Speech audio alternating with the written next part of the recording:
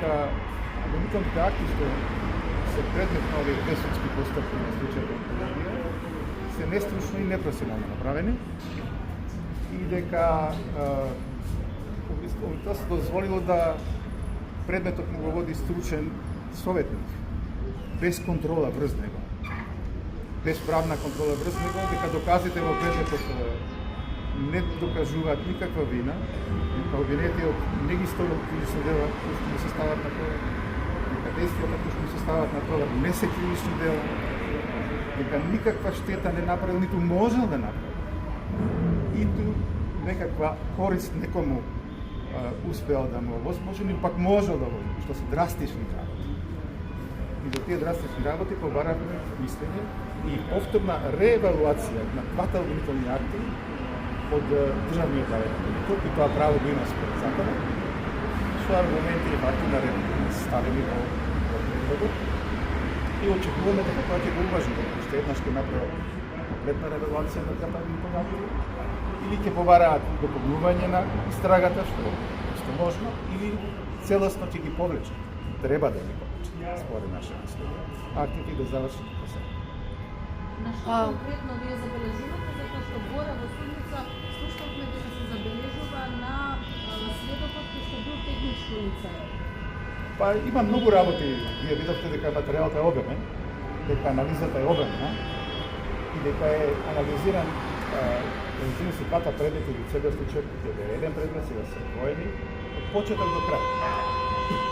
Немам време во неколку минути да ви објаснам се што е направено, незаконато се разбира. Меѓутоа, суштината врзана за вашето прашање е да после кога работи ваков предмет од медицински аспект или од некој друг аспект што не е чисто правен аспект, мора да се наоружа со така наречено нужно знаење. Значи не може да оставите вие лекарот да ви кажува добро и што ќе види и тој да го пише обвинителни акти. Вие мора да се запознаете со таа работа, да читате, да прашувате, да се обезбедите со нужно познавање на материјата која е предмет на обвинителни акти, па овде не е направено. Па буквално така, вака е поедноставено кажано, меѓутоа само еден пример ќе ви кажам. Во другиот предмет има економско вештачење. Во 13 страни од економското вештачење се мислење на техничкиот советник од медицински аспект. Што бара медицината во економско вештачење? Мешање.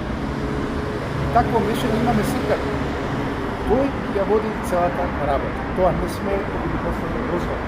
Обвинителството по закон не води работата, тоа ги контролира и полицијата и сите други што му помагаат да изготвување на обвинителни акти. Тоа онде не се. Тоа мора да се реевалуира и мора да се коригира.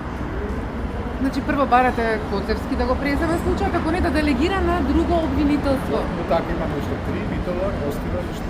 Значи друго подрачје, не било кој обвинителство. Тоа он има право да го направи. Да. Има право да го направи.